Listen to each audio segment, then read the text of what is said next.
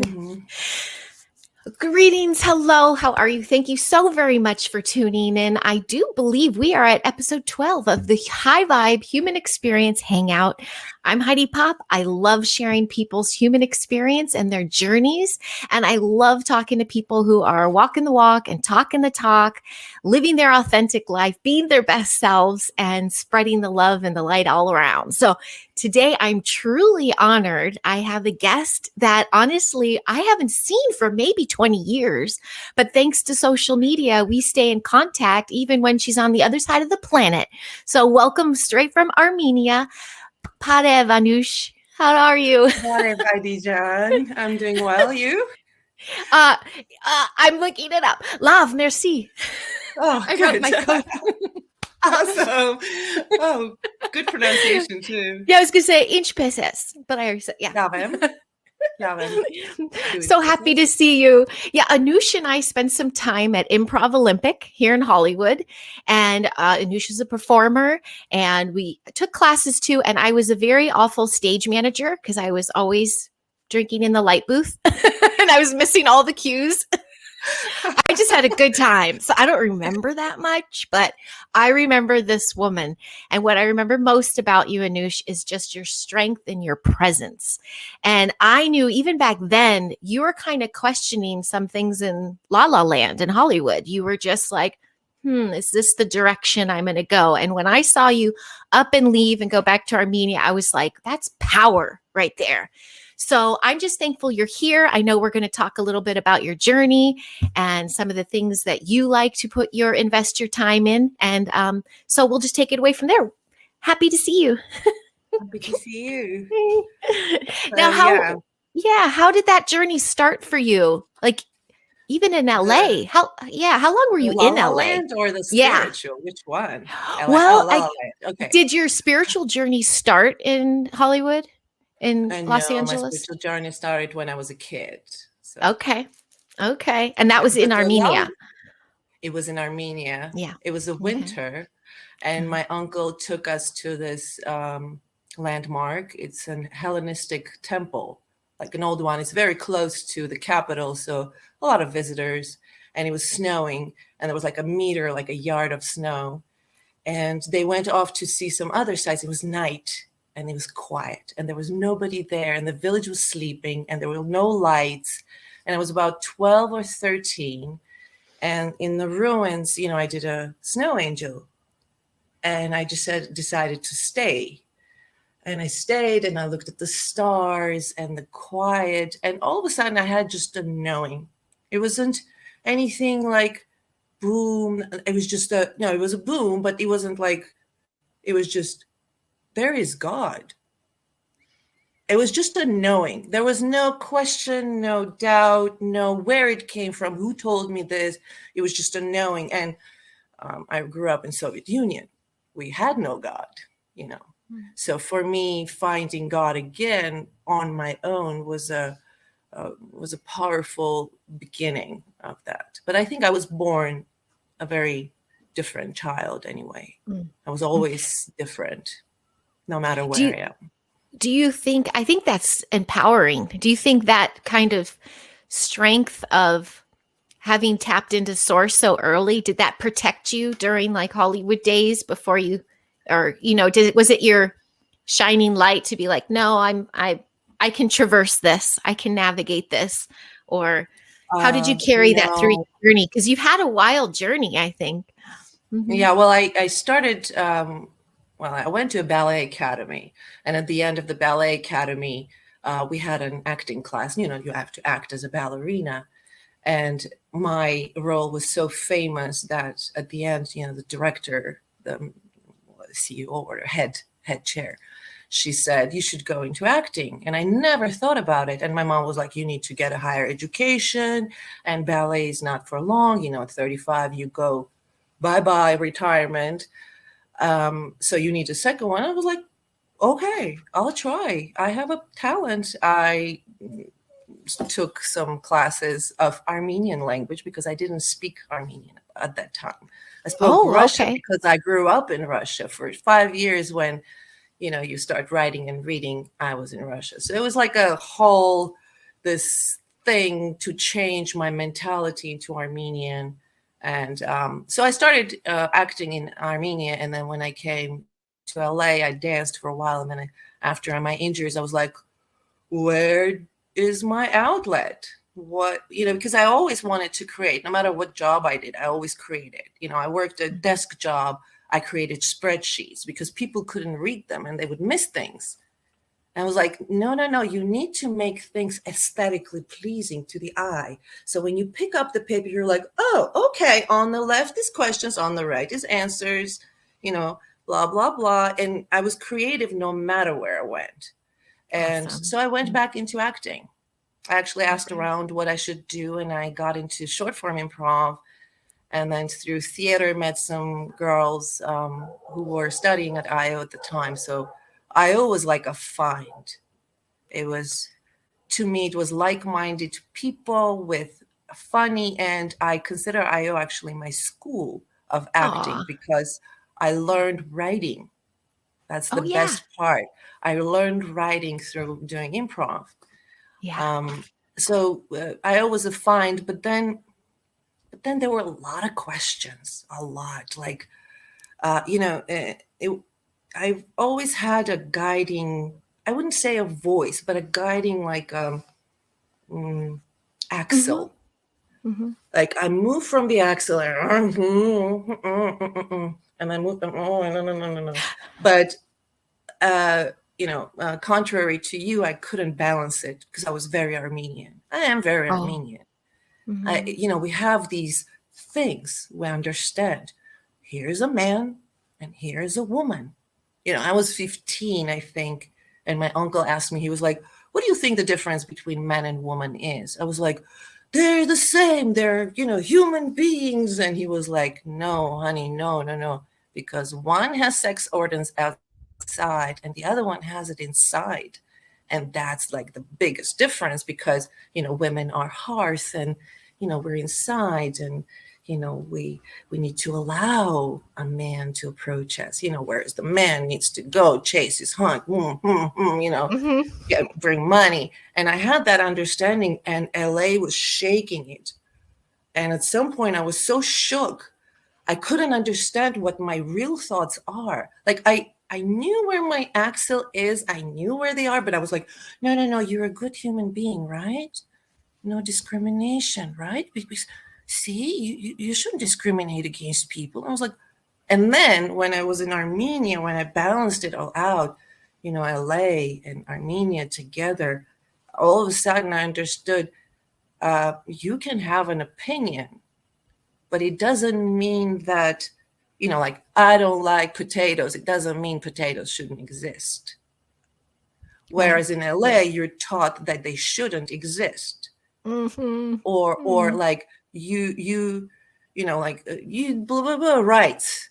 Okay, good, but I don't have to agree with you. I agree you're a human being and you have all the rights, but I don't have to agree with you. And since the first day when I was in LA, it was the end of 94, it was a blockade year. I mean, it was a horrible situation in Armenia. We were at war when I came. And the only thing, by the way, that surprised me and dazzled me and until now is the freeway system. It was like, for me, it was like, oh my God, what is this? This is like futuristic world I fell into, after the, Soviet roads and shit. Yeah, and the that first 405. the first thought about LA was this freedom is sick. This is not freedom. This is kind of a sick freedom. Like, I always that. explain like a circle, right? Here you have no rights. Then you add your rights and you add so many rights, you back to where you have no rights. I love that analogy. And in LA, you have no freedom of thought because you are pushed and propaganda,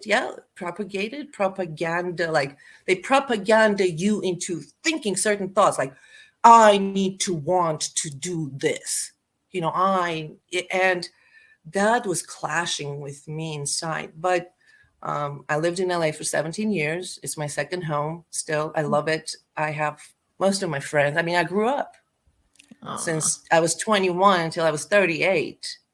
That's like Wow. a That's a chunk big of time yeah. when you become, who you are or whatever you seek. Yeah. I forgot what I was going to say. So I was just so like, well, that's still, you still have that spiritual path there, even here. You're navigating all this. Yeah, there's a push. You are categorized, Midwest girl next door. Boom. That was my thing. Brunette, light eyes, girl next door, Midwest. I'm like, but I'm so much more. Like, so it's a machine. It churns out, people with this mindset follows a script, and that goes along with agendas and propaganda too. So yes, being a free spirit and someone who is working on steadying their axle, it can be very difficult to navigate out here and find the others. So did you find that I like improv and stuff was a good release? You were saying there were Yeah, it like was minds very there. therapeutic for me. It was very therapeutic. Yeah.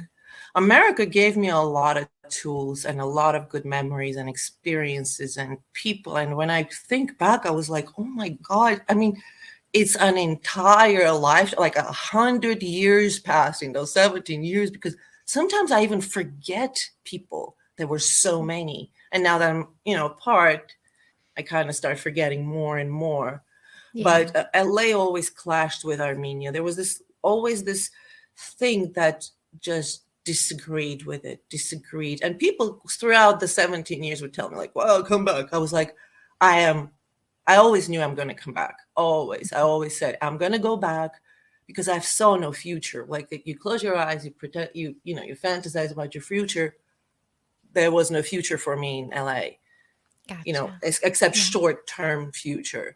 Right. And everything else was like, and then I'll go back to Armenia. Like that was my future. Mm-hmm. And people were Mm-hmm. like, go, go, go. And I was like, it's not the time. How did I know it? I have no idea. But I was always shushing the voice, but I was at the end, I always listened to it. But it Your got voice. shushed Yeah. a lot to a point where I forgot who I am. It was like so much mud on me and Mm. crap from other people. The wind blew, somebody spoke, somebody put it on, I put it on myself thinking that it's pretty or good. Mm. And then and when my spiritual journey started, I started like peeling it off with like big chunks. And then there were more chunks. It was Those like more layers. convictions that weren't mine, like Oh, simple things. yeah, yeah, I yeah. don't like light colored furniture. And I always thought I did. But then I remembered somebody told me that they like light colored furniture. And I kind of adapted it into my Oh, my thoughts and to point like simple things, because spiritual journey is one simple thing on top of another simple thing. It's very simple. It's not easy, it's simple. Everything is just layered. Like, when did I become awake? I have no idea. I mean, I can say it now, but it took me like 2 years to actually fully understand that back then I awoke, mm. because it was little things layering, understanding, shedding convictions, understanding values, worth. And I had several like Yeah. major awakenings. Ah, what was that like? That must have been super intense to traverse that, your awakenings. And with each one, was it just more clarity of source or more clarity of your own power? Or what was your awakening? What did that look like to you? Are they aha moments or your dot connecting, or was it painful? I know I have had a lot of awakening moments where it was like, oh, you just realize that you're doing it to yourself or something. Wait, Mine are always more poetic. oh, beautiful. Yeah, I'm, Yeah. I'm more of a poet or a philosopher. I always think that of myself, because that's what like, everybody has their own door. My door is Mhm. poetry. Like, I don't mean Mhm. literal poetry, I mean poetic stuff. Like, somebody said something profound and it stuck with me, and all these seeds all through my life, and I remember every single one. I Mm. remember somebody in 95 told me, you know your knees are hurting. Maybe it's the universe telling you shouldn't do ballet, you know? And I was like, no, I love ballet, you know? And I went and had 2 surgeries, you know, and I ruined my back because of that, because I didn't listen. But all those seeds, you know, and then at some point they started growing, and it's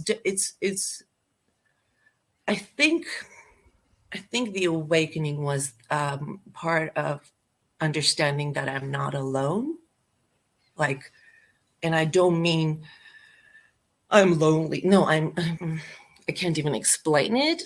Like, you're never alone. And this is a long time understanding of little things that got to this. Like, you have your soul that's with you, because you're not your soul. You say my soul, you say my thoughts. A thought came to me. So it's not even your generated thought. It came, it's passing by. Are you going to grab it or not?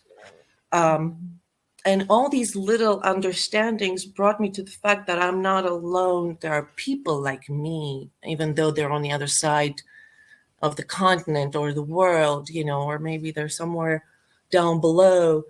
And they tell me, they tell me things that I now comprehend. Like, I was ready for that point. And the voice that I heard, the person who woke me up, I was listening to a lecture, a book, actually, audiobook. He was just the right door at the right time, because I found an email from 10 years prior 6 years prior to that somebody sent me, and that was the book. It was this book. Wow. So Yeah. And I think I planned my waking. There was a number 42 constantly circled around me. Oh. Hitchhiker's Guide to the Universe. Oh, yeah. That's a good one. Yeah. But I had it before I knew about it. Wow. People were like, they couldn't label me in LA, in Hollywood. They couldn't label me. They were like, you're too white to be ethnic. You're too ethnic to be white. You're too old to be young. You know, they couldn't place me, because I'm not a person you say, oh yeah, she's the funny friend. Like, right. You can't do just one thing, you know. And usually spiritual people like you can't label them. Like, she's a mom. No, she's right. Not only that, she's like a million other things. Some like that. They want the title. They like, put me in a category, make me focus. And I'm like, but I want to do this, and now I want to do this, and now it's this. Yeah, people have a hard time with change my clothes, you know. And so people were like, are you going to sorry, I forgot to turn off my phone. No, are you going to do it in LA? I was like, I'm going to become a good actress at 42. I have no idea why that number was like so significant, but I kind of knew that I'm going to come into power when I look my brains, because I was always wise. And people see that in your eyes. They see you're 16, but you have wise eyes. And that kind of like just, you know, always like it's kind of like God. I'm sorry, I'm not comparing myself to God, but I am. We all are. We all are. We all are. Yeah. Yeah, it's like the ancient, always young thing, you know? Yeah. Like, I was always the old ancient. souls. Yes. Yeah. And they couldn't place me. So I was like, when I'm 42, when I look my brains, when I look my personality, then I'll get work.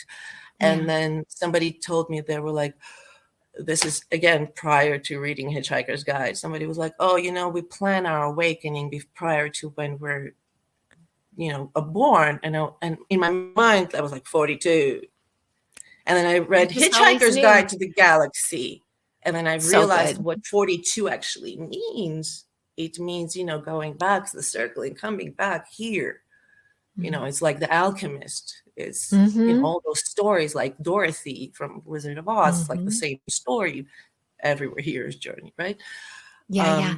I love that. This is at 42, I woke up. Oh, this is truly, we didn't plan this, but my 42nd year, was my biggest year. It was my hardest year, my most loving, every emotion times 1,000. That was my 42nd year. And I think it was my mom. Someone was like, it's the year of Jesus, like sharing the message and just something just connected. It was my absolute hardest gut wrenching year that turned in by the end of it, my most enlightening. So, and that was my 42nd. Isn't that a trip? Wow. I think everybody, everything has the same principle. Everything works with the same principle. Like there's a proton and neutrons, there's a star, there's a black hole and a galaxy. Everything works in the same principle. Like the way you do one thing is the way you do everything. Mm-hmm. And the same principle works everywhere. Like the people wake up in the same way. Their journey is the same because it's programmed that way. Our universe was that way. And what we don't realize, we kind of try to categorize God, which is a bit comical already. When you're a little understanding more of what's going on, it's kind of that, putting a persona on top of God is like, right. It's very child-minded. It's like a casting call. It's like you can't You'll just get angry. One symbol. Yeah. You read it says God is love. How can he get angry? He cannot he cannot punish you. He has no capacity of that. Because he's so pure, everything else does not exist. And to understand, and that's how we started. And I always knew that there's people here somewhere. When I grew up with a very, very spiritual mom. She's a different spiritual than me. She's more like, people born after the World War II, they have a different mindset, every generation, and I say they found the path. They were the first ones who discovered yoga and, all the spiritual journeys, India, Buddhism, all that, Kabbalah. They were like, they found the path.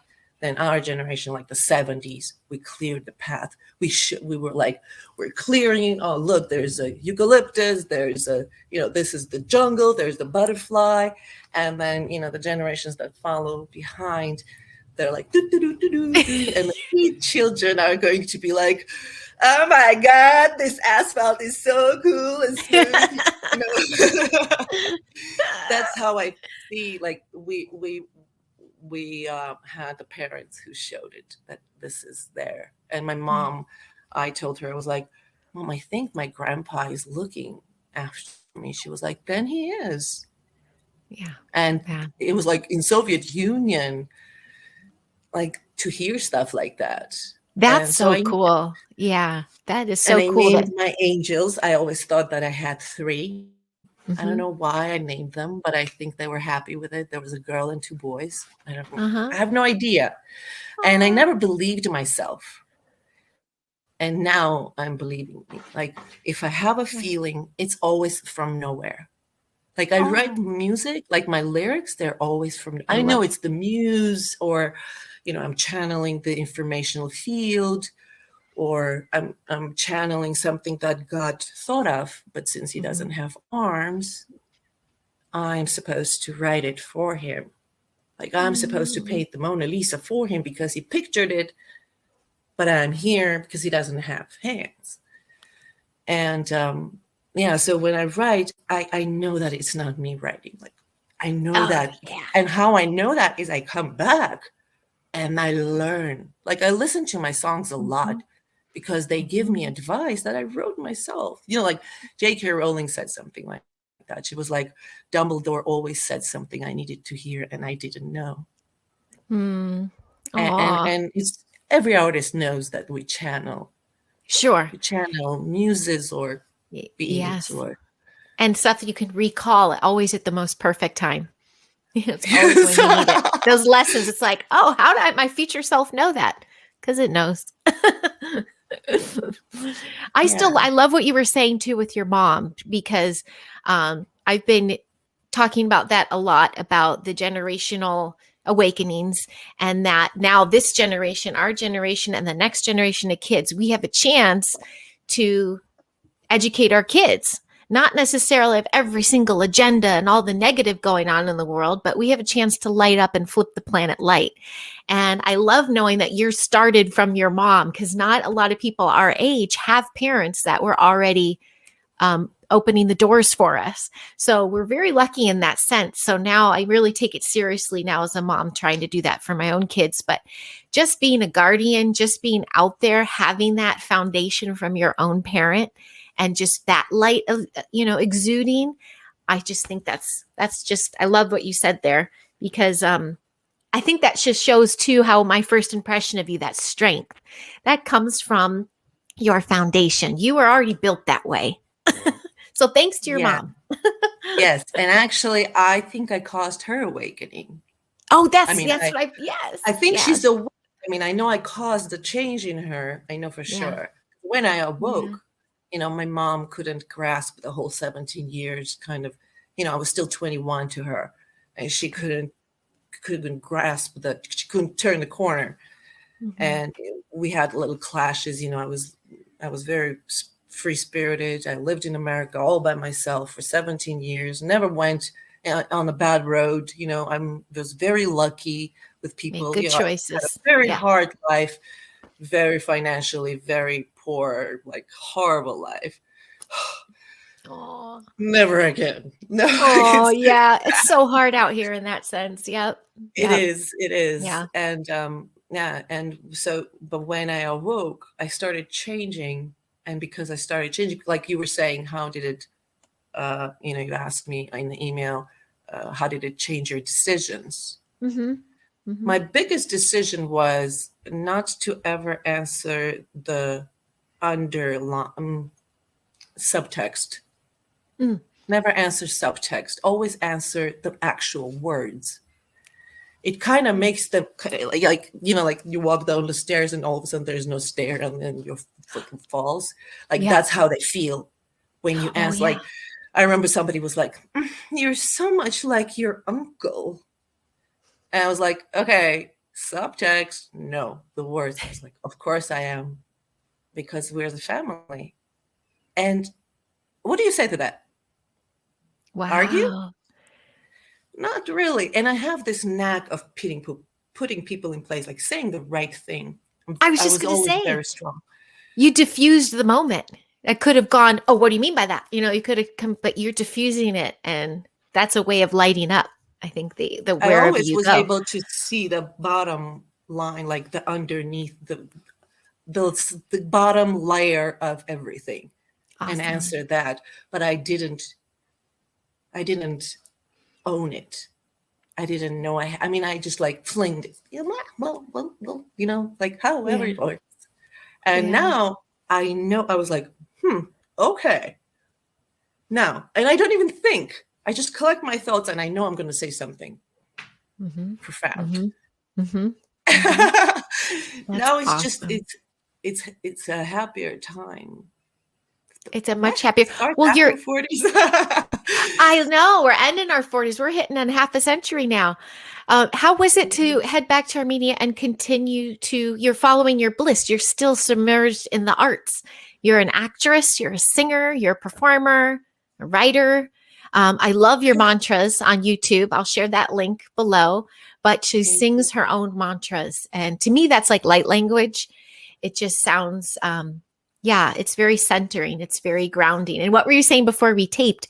You did that because you want your own voice telling you your mantras. Well, just to clarify, I don't write the actual mantra. I write the music. Okay. I'm not qualified to write.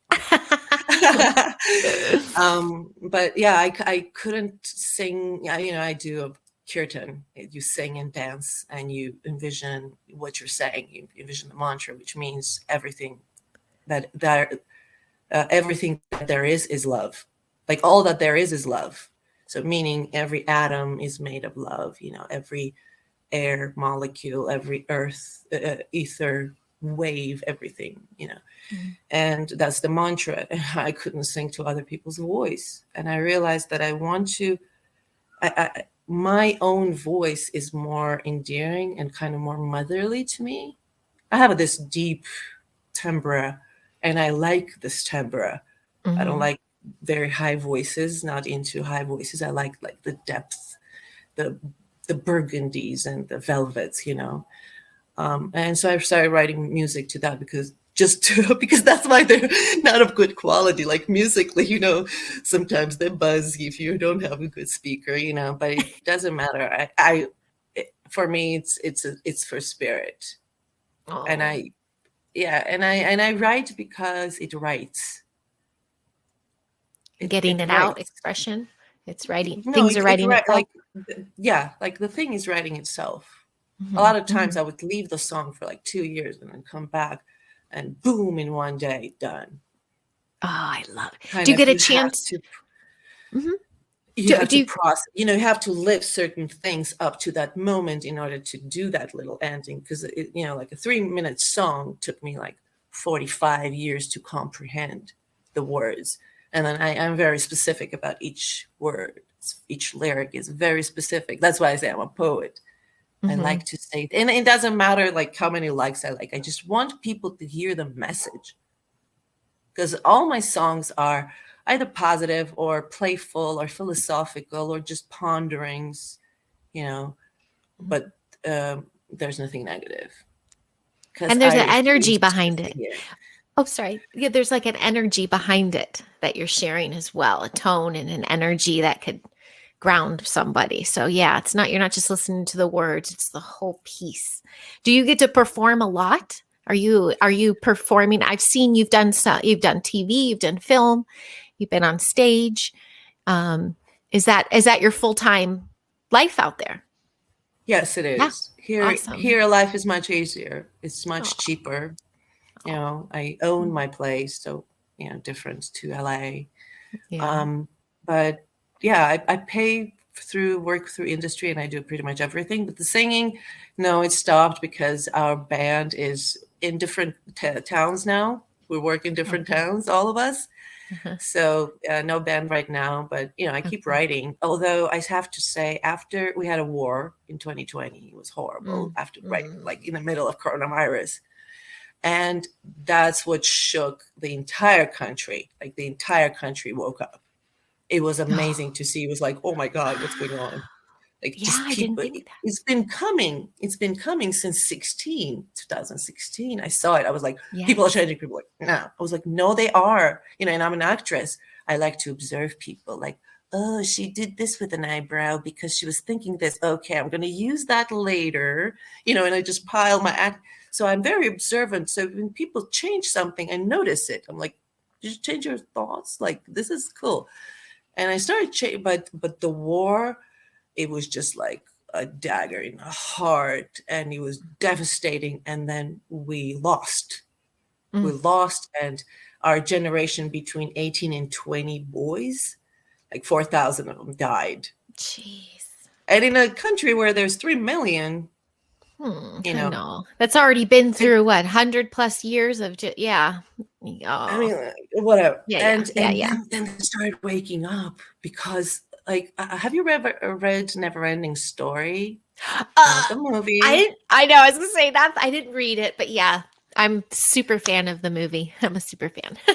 But the book, I have not. Okay, so the movie is like 1/8 of the book, and Oh, then the following sequels have nothing to do with the book at all. And the writer, actually, Michael Ende, he what do you say? Like he refused to be a part of it. His okay. name is there, but he was like, I have nothing to do with this. Oh, The book okay. is about a journey of a soul, and is told in a fairy tale. And I grew up with fairy tales. I'm like a Yeah. fairy tale hugger. That was my best friend and my mentor and everything. And in there, he shows how many how you pass the stages. But what were you talking about? I forgot. There was Oh, something. the performing and the oh gosh, I already got lost in never ending story. Right? What I was something know. picturing it? I I almost made actually my read it when I was like 22, and I thought it was a fairy tale, and I thought the oh, middle was very boring. And when I was after I awoke, I started listening to it, and I was like, "What? Oh my God!" And then I know the book pretty much by heart. I actually know pretty much every metaphor of what it stands for. And it helps guide me, because sometimes I'm listening to, I'm like, oh, okay. This is what I need to think, not this. This is how I am, like chipping away all that dirt. All of a sudden, I found myself understanding that spirituality that we were taught in our time was all flawed and all wrong. We beg God, we beg him. No, he's a friend. He's a friend. Oh yeah, you were relating Neverending Story to the 2020 and the awakening and the war and stuff. Was that people questioning their? Yeah, there's a part in there where the soul, the boy's reading a book where his soul is traveling. Amazing. There's like 4 books in one book. And he comes to a place where there's like little spiders that make this one big, giant, huge spider. And this is the time when the soul is like in a rut. He's like, he cannot find it. Like the world is dying. Nobody knows what to do. And he's on a journey to find what he can do, basically. And he comes to this cave, and he's called Igramul the Many, because he's one, but he speaks like one. And there's a luck dragon, it's the most beautiful thing. And he's caught in Igramul the Many's claws, and he's bleeding. And so he says, I need to go to the southern oracle to find out, what I need to do to save Fantastica. And Igramul Many says, no, it's too far. It's way, way, way, way far. He goes, there's only one way you can get there. I would need to bite you. And when I bite you, when my poison goes into you, you just need to think of the place and you'll be there. So he appears at the southern oracle, and so does the luck dragon, because he was listening. So now you are with your luck after being poisoned. You go so deep in a rut, and then you have to get poisoned. Otherwise, you don't wake up.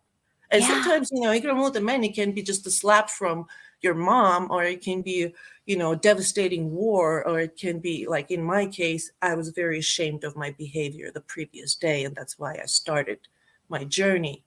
So he appears at the Southern Oracle, and when he enters this, there's trials. It's a long story. You should read it. It's amazing. I know. Yes. He enters there and he hears God's voice that says, I think for the last time, you need to, do blah, blah, blah, blah, blah, but this is the last song you will ever hear. So there's just one time you hear it, and either you go or you don't. So either you let it die, your world dies, or you go on a journey and do what the voice told you. And then you go through everything, ups and downs, and you're a king, you're an emperor, and then you're a fallen emperor. And in the end, you just, I won't spoil. I tell you, that's just another round. Here. It's right behind me, actually. Oh, it's just another piece of art that you can't just rely on the movie. You've got to read the book. So thank you for reminding me of that, because I was just like, they don't have every single scene in the movie. Yeah. Oh, I think they would love it. And the book is written in 2 colors, green and red. Cool. That's cool. That's cool too. Gosh, I've been seeing that a lot with people's general awakenings and then the traumas of 2020 and such, that they have a choice. You can go within and lean into that, trauma, and lean into the difficult times and pull your bootstraps up and find your own way out, or you just succumb and you just fall. You're like, okay, it's it. That's over. It's over now. And I notice that's happening a lot here in LA. Either the light goes out or the light is shining brighter and people are going, where's the others? I think something's off here. I need to talk to people. So it's kind of feeling like this out here right now. And that's since everywhere. 2020. It's everywhere. It's everywhere. It's the massive awakening and the transition of the earth, into new reincarnation. And those souls are just deciding to leave. They don't want to be incarnated anymore. And that's their choice. Like in Neverending Story, there's a beautiful line. He says, oh, so I took the wrong road? And she says, no, every road is the correct one. So for me, like a lot of my spiritual thing was stop judging people. It was a very thing. it was a very thing in LA. He didn't act this way, he didn't move this way, he, whatever. And it's here as well. I mean, people are people everywhere. Mhm. And the main thing was, yeah, like, not criticizing, is to understand that the soul is, like, do whatever you want, don't harm yourself, don't harm me, do what you want. Here's God, here's you, you can decide. I have nothing to do with it. I can plant a seed. If you want me, I'll talk. But if you don't want my help, just be far away from me, because I don't want that in my life.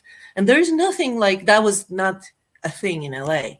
You cannot be part of the people and say, I just don't like you. I'm sorry, you're just not mine. Right. And it's Then you're, okay. yeah. Yeah. And then you're close. Oh, I wanted to ask you again, though. I'm sorry to pivot here because that was such a great reflection with Never Ending Story. Do you have any other books or teachers or people that you follow, or is it really your own inner voice and guidance that just takes you to these different moments when you need it? I know we were saying no road is the wrong road, and we will all go through what we need to go through. It's already predetermined. But has there been, other than Never Ending Story and other than that book you got, or that you got in the email 6 years prior, anything else is like, oh my gosh, if this person's my go-to? Or I'm answering No. myself while I'm asking you. Yeah, because I'm picking up already of like, no, you're paving the way. People are coming to you. The thing is to understand, like, I never liked anything old: movies, books, songs, music. Not classical I like. Oh, and now I understand. I'm actually a seed child. I was just born prior. I'm very much like this generation. I finally found friends, and they're all kids. And they're actually friends. Like, I actually listen to them, and they say things, and I'm like, oh my God, why didn't I know this? I'm so wise, Yeah. Um, but anything that was done prior to us, like 7,000 years ago, they created this yoga. Yeah, but they didn't have cars, they didn't have fumes, they didn't eat that food. So those rules cannot apply to me. We can take them and shape them for us and use them, yes. So anything that was old doesn't apply. Like if I go back to the book that woke me, it's old news. It's like first grade textbook for me. Mhm. But poetry, no. Like Rumi, I was blown away. I was crying from beautiful feelings. I was like, oh my God, like uh, Mus- Muslims taught me something about religion. Like, they're in love with their prophet. Not that they love him; they're in love with him, and that's kind of beautiful. And so Rumi was like that. Um, I have this thing with books. I get books, and for a while they don't get read. Sometimes it's like 10 years, sometimes it's 20 years. And I always know everything happens at the right time. That's something I knew. So if the book doesn't go, I put it away, and then I take it again. I'll try it. Doesn't work. Okay. Same with food. If I didn't like something, I'll try it again, because maybe my palate's changed. Yeah. And Paulo Coelho's Manual to the Warrior of the Light was like boom for me. Ooh. Who's the I author? read it. Uh-huh. Paulo Coelho, Okay. the alchemist, Oh, yes. who Veronica decides to die. Okay. There was a movie with, I think, Christian Bell. I haven't seen it, but he wrote it. But his best work by far is the manual. And I picked it up many times. My mom gave it to me like 20 years prior. And I was flipping, and I don't know. And then one evening, I wasn't even alone. I had a guest at home. And I picked up the book, and I started reading, and then I just couldn't stop. And I started reading it out loud. And I was like, this is me. This is me. He's writing about me. And I wouldn't have understood it if I read it 20 years ago. And that was like a big boo. But my awakenings have actually to do with more materialistic life. Mm. Because I was always in my fantasies, in my dreams, in my wonder worlds. I was, every spiritual being, I think, in the beginning, they're hermits. I'm a Mhm. hermit. I was, I would walk the city alone. Like I was listening to your interviews, and even the interviewers, they're all like, yeah, I like to be alone. Yeah. I think it's a warrior of the light thing. I agree. We're training. We're training to master ourselves. Funny thing about books, this whole little bookshelf, majority of those, I moved here November 2000 and I took some of my mom's old books and I just knew I needed to have them, but I could not sit and digest them. And then one in particular, it's so funny, it's right underneath my mic right now because my mic's on top of all these books. It's it's Starseed Transmissions. And I'm like, I have to have this book. And then sure enough, every so often I'd hit these roadblocks and I'd be called to get the book. I'd just randomly flip it and stop and open it. And my mom would have years ago, because it's from the 70s, underline a certain passage. And my eyes went there and it was exactly what I needed to hear in that time. So I'd be like, that's why I have these books. So mom was just here and she stays in this room. This is the guest room. And she's like, there's all my books. How did I not see these for 23 years? I thought I lost them. And I'm like, they're my manuals. Can I keep them? I think she was honored actually. But yeah. They always come out when you need it at the right time. I think the self-help books for me get old, like textbooks, because, you grow out of them. It's like you break out of a circle and then another circle and they're left in those other circles. But I think that's why philosophy never gets old, especially if it's a good philosopher. Yes. And yes. I'm very much into I got into, like, all my life I had these, those seeds that grew, like, but they were kind of earthless, like soilless. They grew, but there was no soil to ground them. Like there were all these ideas and they were all swirling and I couldn't see one from the other. Like there was a mess. But when I returned to myself, it's full circle and came back and I realized I'm not alone. There's a God and he's always there. Like close your eyes, picture God, he's always there. Always. And I actually feel his presence. I used to deny myself. I was like, no. Yeah. And all these seeds were not grounded. And when I awoke, and when I realized there's God, all of a sudden there was soil. And all these seeds got planted. And all of a sudden I could see, okay, this has to do with this. Oh my God, physics. I need to learn physics. I need to learn chemistry. And I already was pretty good with astronomy and physics because it always led to that. They talk about, I don't know, a boson, particle or whatever. You're like, okay, what part of God is that? Oh, wow. Cool. Good way to look at it. Yeah. Because that could be hard to unpack. But if you keep the motion and love of God in your mind, you can unpack it. Yeah. And no theory is wrong.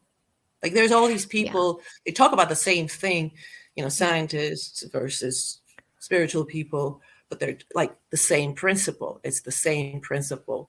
Everybody talks about the same thing. And if you underline everything that is the same, you come to an understanding. Like you can deduce, but you have to be of an analytical mind. Like there's different types of minds. There's minds like Muslims, they're in love and that helps them. I'm more of a brain, read, understand, poke, go to the lowest layer and understand how it works. Yeah. But when God was there, all of a sudden everything got grounded. And all of a sudden in my acting, I used physics and I had no idea. I was like, one day it was like this one girl, she used to stab a zombie and she goes like this. And I was like, no, honey, no, you can't kill a zombie like this. He has a very thick, whatever, what's this called? You have to punch it. And in order to punch it, you have to have your elbow up. So you have a point on which you are, putting your pressure to hit him. And I turned around and I was like, how do I know this? Oh, math and physics for the win when killing zombies. Yeah. That's awesome. Yeah. And because everything is connected. Like somebody would be like, oh, a comma's razor. And I would be like, oh, yeah. oh, golden ratio. They're like, no, it's not the same. I was like, yes, it is. It is. That's so fun. Do you work with kids? I know you said you align with kids, but do you work with them at all? You'd be just a most amazing educator for children and little Yeah, star seeds. Mm-hmm. I like teenagers because they're Mm-hmm. already a little more comprehending. Mm-hmm. A little children are a little difficult for me. I think I'm a Okay. little too like, pile too much information. Ah, I have gotcha. no, yeah, and that's not right. You need to Gotcha. know what to tell a child so you don't break him. Yeah. Yeah, I'm all in due time. Yeah. Yeah, so Do a you little older, but I teach yeah. I'm going to teach an acting master class in May Awesome. with Do you improv and work with, stuff. with teenagers or all ages, like adults All too? ages, because I'm Cool. working as an acting coach as well, and I realized I know so much. I'm a perfect Mm-hmm. acting coach. I Mm-hmm. might even say like sometimes I'm even better acting coach than I'm an actress. Mm-hmm. And sometimes when I act, I'm like, I need an Anoush. I need an Anoush. Yeah. We all need an Anoush. Real quick, a little bit of a callback with Armenia and the awakening there, and you, the your fellow humans that are there with you. How has the vibe and the frequency felt there? Because the trauma and the imprint. I mean, it's an ancient culture, and there's so much divine imprint there and energy. And I do believe the ley lines line up a certain way there as well. Like, yeah, there's a lot of It's a place sacred of power for grounds. sure. Yes. So the actual energy there, you're saying, are the hearts are lifting, are, you know, love one another. I know that's just the culture in general, but what does it feel like there right now? Because I'm They're noticing across the planet, there's the frequency's rising. So I'm very curious what you feel there. It's this pretty much the same where people discover who they are and what worth they have. Like sometimes people, I work with funny. I had to move to Armenia to work in Hollywood movies. I know. But That's all right. yeah. So they have to speak English. So I'm also, an addiction coach, in the movies. I do a lot of things. I do even like editing, and it's very Well, fun. Yeah. Scripts they were very conscious about how they speak English, and they would be like, oh no, and then Americans are English come and they're like and they feel so conscious and so awkward, and I constantly would tell them, how many languages do you speak? And pretty much everybody speaks 2 languages here, Russian and Armenian, plus if you know English you speak 3 languages. I was like, don't you see what's going on here? Like, you not speaking English well doesn't mean you're stupid. You speak 2 other languages pretty well, so you're fine. And people were like, oh, that's right. And I was like, well, that's a simple thing. Like, I knew this when I was 23. I remember I told off this one woman. I actually told her exactly what I just told you. Like, I'm not stupid if I don't speak your language well. I spoke with a little bit of an accent, probably. I don't even remember my accent. So people, I think, come into the power of understanding like ancient roots. Now their data's back to like 50,000 years, like history, actual written history, not just, parables or whatnot. And they're starting to come into that. They're like, no, we're little, but we're this and we're that. And Armenia is very spiritual. I always say there's 2 countries that are mostly spiritual: India, Armenia. Even though in Armenia it's a subconscious spirituality, people didn't realize it. They do it because mom told them this is family, so that's it, and they do it subconsciously, and now they started doing it consciously. Now they're like, I don't like this, and I'm fine with saying I don't like this. I don't want this to be in my life, and forget all the civil, right, all the rules. gotcha. So Yeah. they're coming into that, and a lot of them, esoterics, reads, horoscopes, tarot cards. Like they just, like, people are, when they found out I know little about spirituality, every time I'd go cut my hair, everybody collects around me and they start talking about that. They're like, how about this? And how about that? And I live in a neighborhood that's not, I live in just off the center, but my neighborhood is like working class people, working, normal, regular people. And to hear that from them, this was 2016. That's when I started noticing. I was like, oh my God, the cleaning woman at the salon in this neighborhood is talking to me about Jesus Christ and yoga. And I started noticing how the taxi driver changed his tune. It was like, oh, the government, blah, blah, blah, blah, blah. And now it was like people, blah, blah, blah. It's not the government, now it's people. And then it's us. After the war, that's what it was. It was us. We deserved the war. What did we do to deserve it? And we're spiritual. So the whole country was praying at the time. My sisters, my nephew was there. I mean, he was serving, and then war started, and he's in the war. And so every day, after 2 days, I do twice meditation, before and after. Every time I would just pray and pray and pray and just send them good vibes. And, the entire country was doing that. Wow. And then when we lost, the entire country went into like a catatonic state. There was no cars outside, no phone calls, no posts. Nobody was talking to anybody. Like I was at my mom's when I found out in the morning that we lost the war and we lost a lot of people and land, and we have to leave some land as well.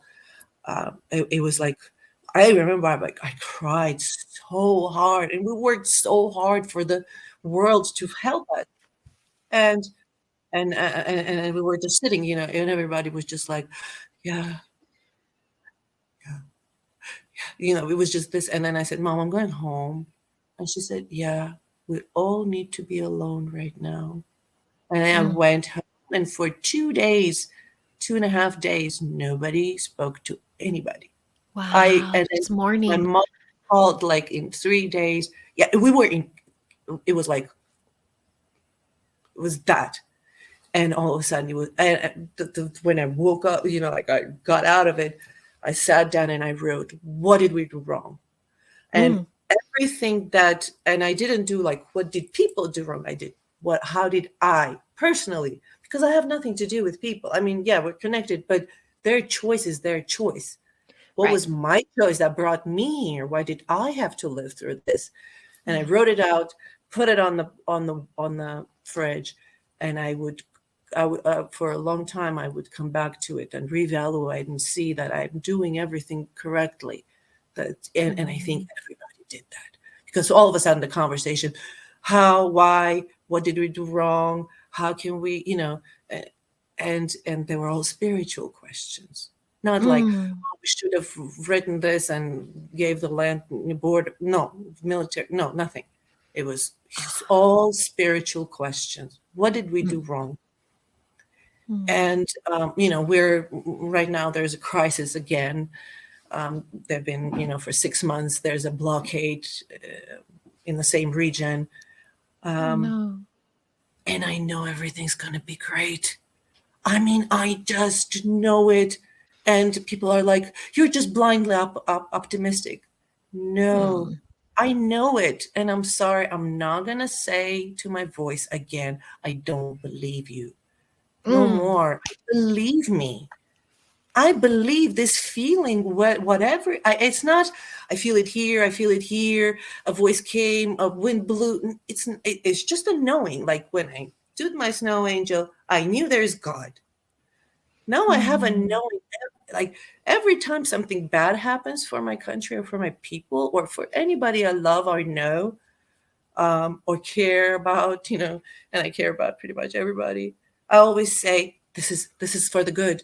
It's like a carriage of bad juju and crap thinks they're in control, but the horse is God.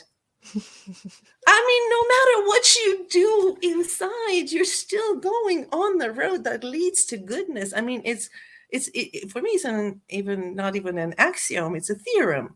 I can prove it. Mm. Like everything is going to be, every time something bad happens, I'm like, like the opposition in Armenia, we had a violent revolution. I mean, we had a very turbulent few 5 years. Mm-hmm. We had a velvet revolution. It was the most beautiful, loving event that I ever, it was amazing. And again, I lost my thought. I should never swing from my thoughts. It's a beautiful ride though. And I tell you what, as much as Armenia has been through for centuries, they continually rise from the ashes and with heart. And I think that's a lesson to the rest of the planet as well. And they always unite. And I noticed that out here as well, because, we do have a very huge Armenian population, not just in Los Angeles, but Fresno, I think, has maybe even more than LA, but they are tight knit and they're almost closed off. They don't subscribe to a lot of this. That's the Armenian culture. And I remember when toxic things were to around 2010, it was just getting toxic again. And I just remember that feeling of unity. All the family members would come over to watch the Armenian news and, they rallied, they prayed, they dined, they feasted. As long as they were together and sharing their hearts. I know for a fact when a large group of people get together and amplify, you literally can shift the frequency of that geopoint. So imagine this entire country time and again, it keeps rising up. And I just think that's a beautiful thing. There's our piece. If we just can remember that everyone is human going through this human experience. I always think that people and countries and nations, we all have different jobs. Like, for example, somebody's job is to help the homeless. Somebody else's job is to orphans. Somebody's job is to plant the trees. You can't do everything. And that's why we're a community, because you bring the voice of what, your stuff. I bring mine, and we layer it. It's like, like a wall. So I think every country also has their own mission. By the way, Arakelian means mission. Oh, I love that. Missionary. Yeah. Beautiful. Very interesting. Yeah. And I think Armenia has a mission of the warmth and of the compassion and of the love. Like, like Black people, they sing amazing. They dance, sports, anything to do with that. They have that. What do you have? Like, I don't know, Swiss. What do Swiss do? What do Indians do? And I had to figure out, what am I born for? Why did I choose to be an Armenian? Because we choose where we're born. We choose. I mean, right now I'm choosing where I'm going to be born next time by my deeds.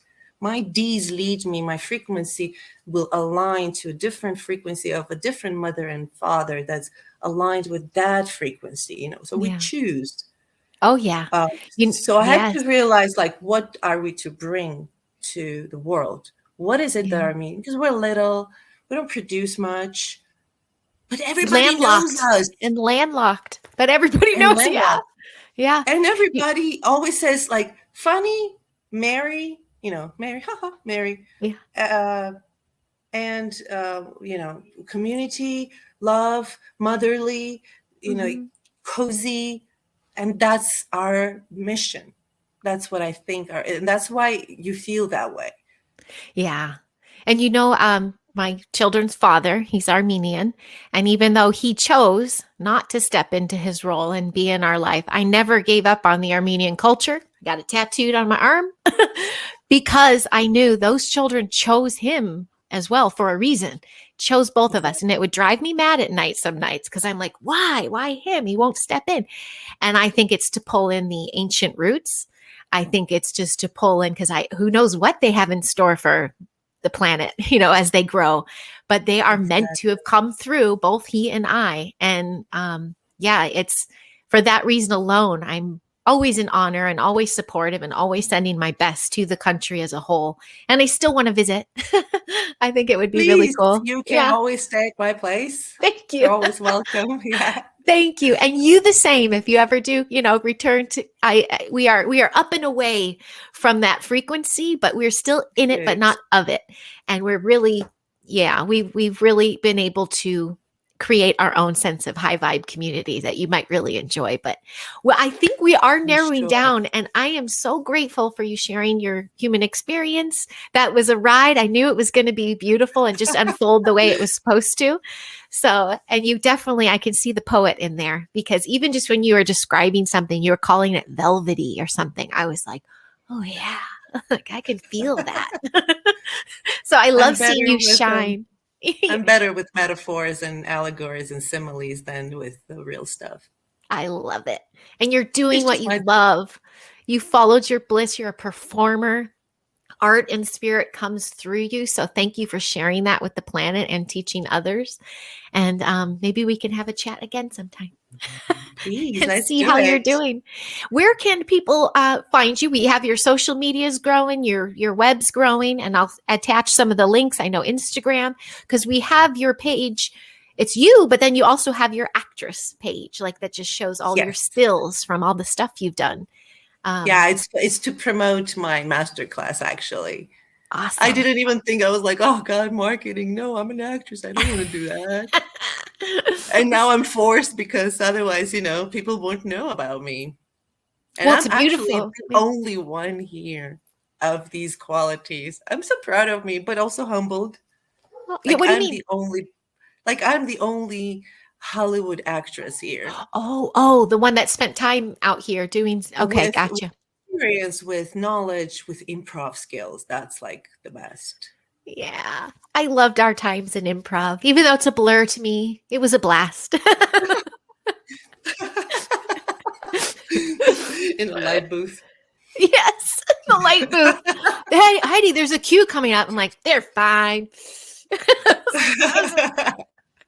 I had fun. So did I. Oh, yeah, it was great. Well, thank you. I'm so glad. And thank you for staying in touch. We, Anoush and I both, through the power of social media, you saw when my kids came in, you saw me we've been able to check in every few years. And I love that Thank about tech, technology.